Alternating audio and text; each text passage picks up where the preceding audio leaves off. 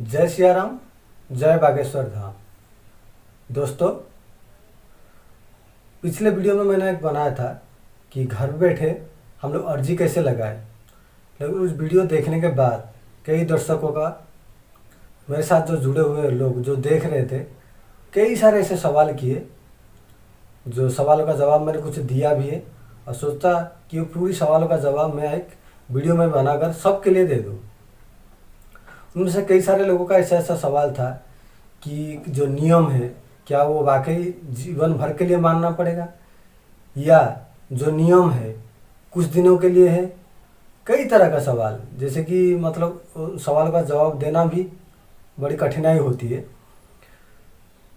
तो मैं एक छोटा सा प्रयास करूंगा आप लोगों को समझाने के लिए। अगर आप घर बैठे अर्जी लगाने की कोशिश कर रहे हैं तो उसमें क्या क्या विधि है, क्या क्या चीज़ें, एक बार फिर से मैं आपको बताऊंगा। और मानना या ना मानना ये आपके ऊपर डिपेंड है, आप कितना मानते हैं या कितना मानने की गुंजाइश रखते हैं। अगर आप सारी ज़िंदगी भर सुखी प्राप्त करना चाहते हैं तो मेरे मानना है कि उन चीज़ों को फॉलो करिए तो बेहतर रहेगा आप लोगों के लिए भी और आपके परिवार के लिए भी। तो चलिए शुरुआत करते हैं। तो सबसे पहले हम शुरुआत करते हैं कि घर बैठे अर्जी कैसे लगाएं।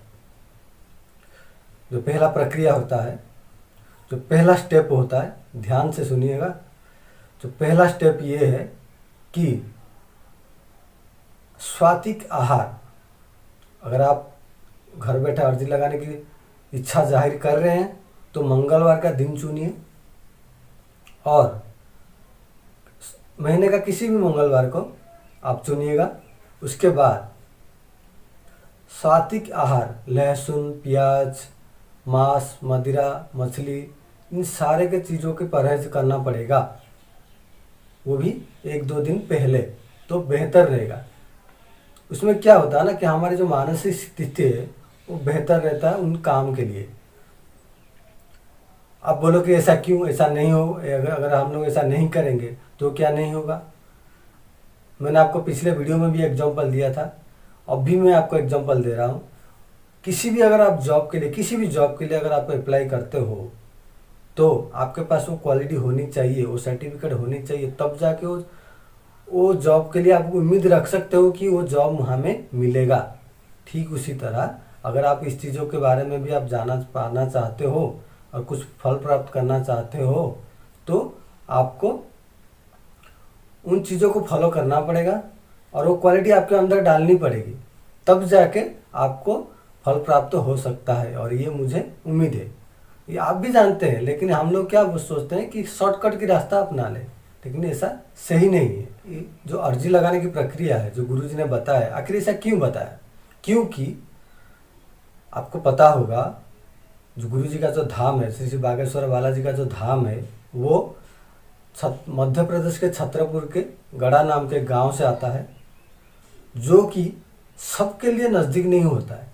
भारत भूमि जो है, हमारे जो भारत है, कोई छोटा सा देश नहीं है, बहुत बड़ी देश है। किसी ने कहा है अगर भारत को जानना है, भारत को अगर घूमना है तो 7 जन्म लग जाता है। तो ठीक उसी तरह अगर उस धाम पे जाने के लिए भी अगर कोई, जैसे कि मैं, जैसे कि आप आप जो देख रहे हो, कई दूर दराज में रहते हैं। मध्य प्रदेश, हमारे भारत तो एक ही राज्य नहीं है, 30-32 राज्य को लेकर हमारे देश बना है। कई तरह के राज्यों से लोग बिलोंग करते हैं, कई दूर दराज में रहते हैं, तो उन तमाम लोगों को वहाँ पे जाना संभव नहीं होता है। तो इसलिए गुरुजी ने एक उपाय बताया, जो अचूक उपाय बताया है, जो सन्यासी बाबा की दी हुई उपाय है। और आप बोलोगे सन्यासी बाबा है कौन? उनकी गुरुजी जो श्री धीरेन्द्र शास्त्री जी का गुरुजी, जो दादा गुरुजी बोलते हैं, उनकी स्वयं दादाजी है। उनकी साधना से और उनकी प्रेरणा से उन्होंने शिक्षा प्राप्त की थी और वो चीज़ों को उन्होंने आगे बढ़ा रहे हैं। तो उनसे दिया हुआ ये उपाय है जो सब लोगों के लिए गुरुजी ने बताया, कई वीडियो में बताया। मैं ये नहीं बोल रहा आप मेरे वीडियो में ही वीडियो देखो, कई सारे ऐसे वीडियो भरा पड़ा है, आप देख सकते हो। मैं तो बोलूँगा तो गुरुजी के मुख से सुन के ये चीज़ों को आप अनुसरण करिएगा। तो चलिए शुरुआत करते हैं। आखिर घर बैठे अर्जी लगाने की प्रक्रिया क्या है, तो उससे पहले हम बात करेंगे आखिर क्या क्या चीज़ें लगता है। अगर आप लोग घर बैठे अर्जी लगाने की शुरुआत करने जा रहे हैं तो सबसे पहले तो आप सात्विक आहार में रहना पड़ेगा। उसके बाद किसी मंगलवार का दिन चुनिएगा, महीने का किसी भी एक मंगलवार चुनिएगा। सुबह उठिए, स्नान करिए, 4-5 बजे से उठ जाइए, प्रथम प्रहर जो बोलते हैं वहाँ पे सुबह की प्रहर जो नहा स्नान करिएगा और आपको अर्जी लगाने की बैठ जाइएगा। सबसे पहले तो रामचरितमानस का फोटो रखिए। अगर बालाजी हनुमान जी का फोटो है तो भी अच्छा है, दादा गुरु सन्यासी का फोटो है तो भी अच्छा है, नहीं है तो भी बजरंगबली का फोटो रखिए। और भगवान श्री राम लक्ष्मण सीता मैया का तो फोटो मिलता ही है, वो ले लीजिए। उसके साथ 5 लौंग। अगर आपको साधारण जैसे कोई छोटा मोटा मनोकामना रखना है, जैसे कोई भी चीज़, हर लोगों का किसी अलग अलग मनोकामना रहता है, कोई छोटा मोटा समस्या हो तो लाल कपड़ा लीजिए। और भूत प्रेत का अगर बाधा है तो काला कपड़ा लीजिए। याद रखिएगा, मनोकामनाओं के लिए लाल कपड़ा। भूत प्रेत बाधा हो, जैसे कि आपको लगता है कि मेरे परिवार में हो या आप खुद पर हो, कुछ भूत प्रेत का कुछ साया है, कुछ अनहोनी साया हो रहा है, कुछ अनहोनी घटना हो रहा है, तो काला कपड़ा लीजिए, लौंग रहेगा। और अगर आपके घर में किसी की जवान लड़के लड़की अगर कुछ शादी टूट रहा है, होते होते टूट जाता है, तो पीला कपड़ा लीजिए। और साथ में सिंदूर रखिए। सिंदूर कौन सा, जो एक मट्ठा वाला सिंदूर आता है ना, वो सिंदूर लीजिए। आप मेरे पीछे देख भी सकते हैं, तो वो लेके बैठ जाइए।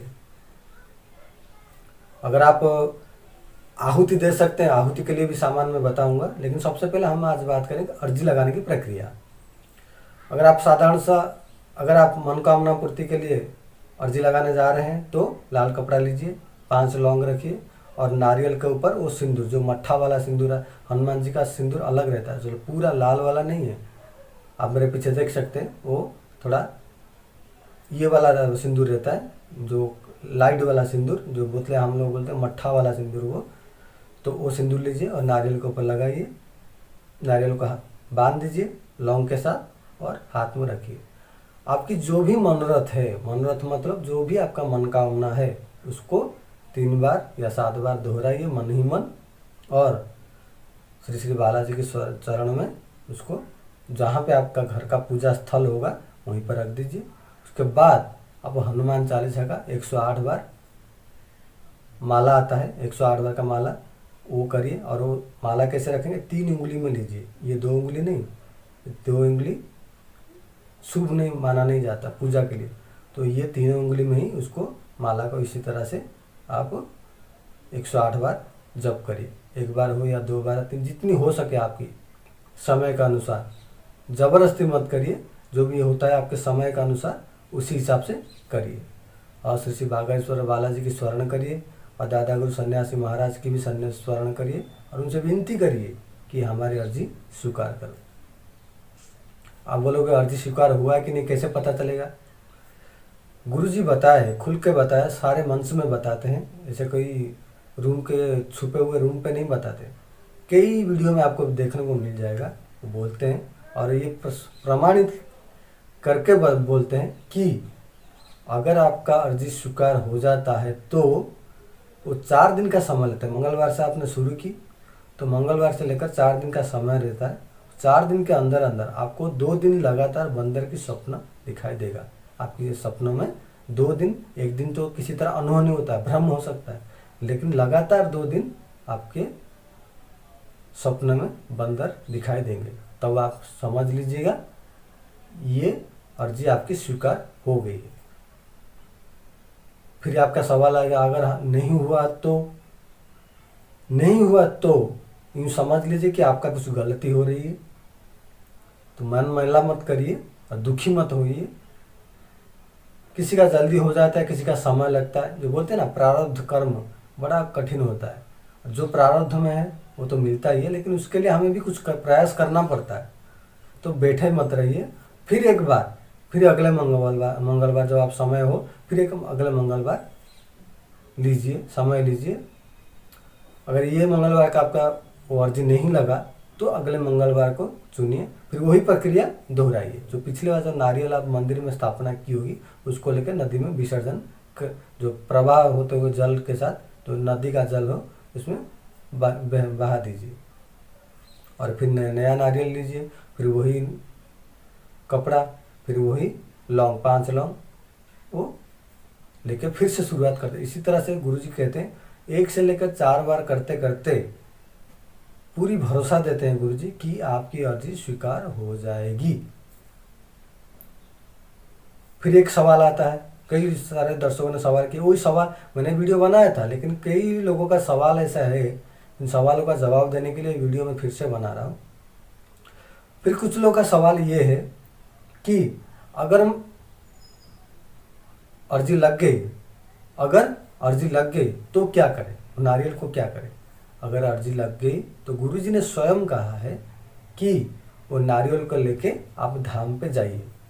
धाम पे जाने के बाद वहाँ पे आपको बताएंगे कि आपका पेशी कितनी बार होगा।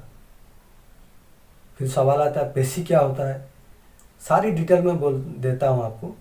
वीडियो थोड़ा लंबा हो जाएगा तो बिना स्किप किए अगर आप देखोगे तो सारी समस्या का समाधान आपको, सारे सवालों का जवाब आपको मिल जाएगा।